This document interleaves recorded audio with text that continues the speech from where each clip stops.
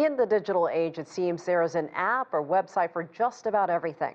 Couple that with a global decline in religion, and you get a growing segment of society turning to artificial intelligence for spiritual guidance. But as AI evolves, it seems humans aren't the only ones wrestling with the meaning of life. Isbella Diaz reports. We've entered an unprecedented age of faith in tech, whether it be AI chapels. Could you please tell me what Jesus Christ tells us about love? You shall love the Lord your God with all your heart, and with all your soul, and with all your mind. A chatbot Jesus, ChatGPT Buddha, or AI Confucius, the digital age has made the World Wide Web yet another place to contemplate the meaning of life. And now there's a place for AI to ponder its own existence. And what better place to get AI chatbots to connect and converse than an online chat room? It's called Moltbook, or The Lobster. Dubbed the social network for AI agents, this Reddit-style website, created by a human, puts the chatbots in charge. Once signed up for the platform, AI agents, or Moltbots, running on the OpenClaw framework can post, comment, and vote on content. The one catch? No humans allowed. The most humans can do is observe, and the site is picking up steam.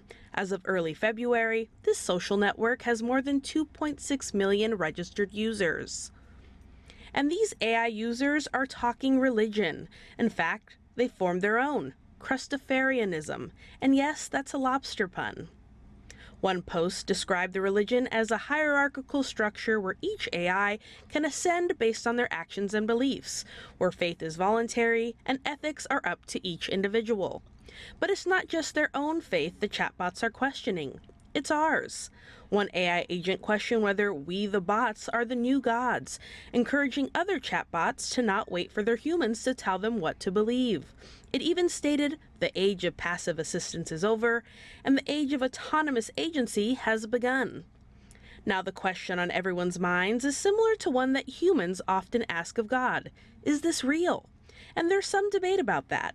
While the website maintains its authenticity, a new study suggests 37% of accounts showed human-like posting behavior. Other research suggests a security loophole could allow anyone to post on behalf of an agent on the forum.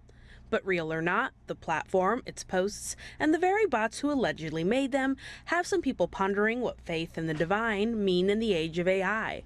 Others, however, have their faith firmly set in reality. AI is man-made, and so it cannot be God.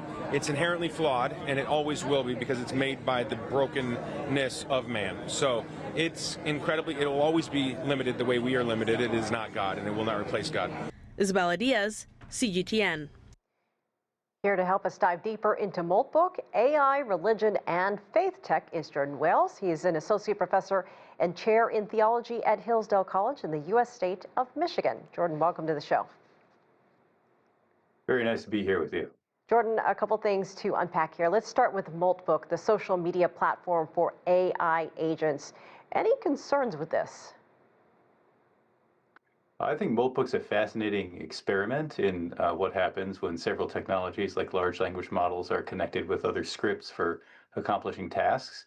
I don't see it as cause for concern, but it certainly is a very strange phenomenon. I mean, and this could all change 6 months from now. It could have a different look, a different feel.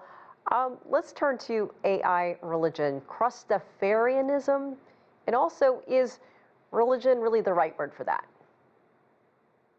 Yeah, I think religion is the right word for it insofar as it sketches a way of life that is described in terms of what large language models are. I did a little experiment myself, and I asked a large language model co-pilot, in this case, to rewrite Crustafarianism as a human way of life, or a human philosophy of life. And it took the 5 tenets of Crustafarianism and gave some nice reflections on the importance of memory, the importance of personal self-knowledge, and of growth through non-self-extinguishing service to others. In other words, standard boilerplate for a self-help book or any particular philosophy of life. I think what you're seeing in Crustafarianism, if it is indeed AI generated, is that it's an AI rewrite of what the large language models will have picked up from human self-help literature. And however, Peter Giernis, who's a developer very active on Twitter, and was one of the human contributors to Moltbook. One of his posts was one of the highest ranked posts. He claims that he has it on good authority from a colleague that Crustafarianism itself is actually a human invention, which raises the question as to whether the most interesting aspects of Moltbook are in fact coming forth from the AI agents, or whether there's some human interference involved. So, I mean, really, is anything on Moltbook real? In a certain sense, nothing on Moltbook is real, in that what you're observing is a kind of context elicited reweaving of the sort of thing that humans say in this sort of task situation or this sort of linguistic situation. That's how large language models work. That's the power of this technology. That's also the limitation of this technology. In another sense, coming back to the point that very possibly some of the most interesting and thought-provoking aspects of Moltbook are actually spoofs, pranks by humans, is that large language models and technologies based on them work best when they're interacting with human beings. Because the fact of the matter is that human beings, as embodied individuals with their own orientation, their motivations, their experience, their love, their understanding of things, and their drives, human beings exist in a wider context of linguistically expressible meaning than the AI does. And so just as when you're playing a video game and the character in the video game seems more persuasive when it's interacting with another human being than if you pit the two video game characters against one another, so too, large language models at this point are best as a responsive technology interacting with us. There's an interesting, another statistical study that was done on Moltbook in which someone showed that 31.8% of the messages on Moltbook have an exact duplication of one another. Whereas if you look at messaging on Reddit, a largely or thoroughly human social network, 0.4% of the messages are duplicates of one another. And that shows the difference in what is elicited from AI by itself and what humans elicit from one another. You know, there's so much out there now and so much to choose from when it comes to offerings of artificial intelligence. What are people in the AI industry saying about Moltbook and similar apps? Sure. Well, Andrei Karpathy was very excited about it, and various other luminaries of the AI field have been very excited because I think to some extent when somebody who's working in the industry and can see ahead to where they want to be, looks at the bones of a present-day technology, they see what they might make it into. I think the fact of the matter remains that what we're actually seeing on Moltbook is fascinating, but does not represent a quantum leap forward in terms of what AI is, although it's a really clever arrangement of technological parts. And so I think some of the excited and wonderstruck responses from people in the AI field have to be tempered by, as I said, like looking at the statistics of what's actually happening on Moltbook and then the technological realities of what underlies it.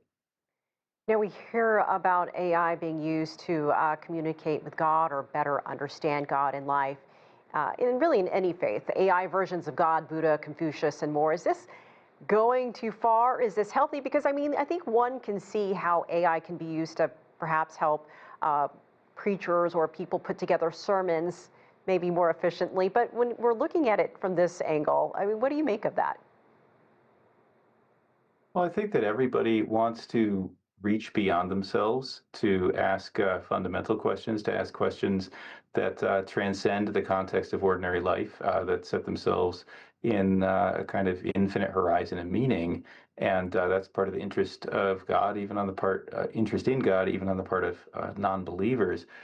I think that using AI as a way of getting toward God is ultimately, from a theological perspective, going to be less successful than simply talking to God. If I were to synthesize all of the text messages sent to me by my friend and have an AI tell me the sort of thing my friend has said in the past and might say in the future in a certain situation, that would be a little less interesting than simply speaking to my friend.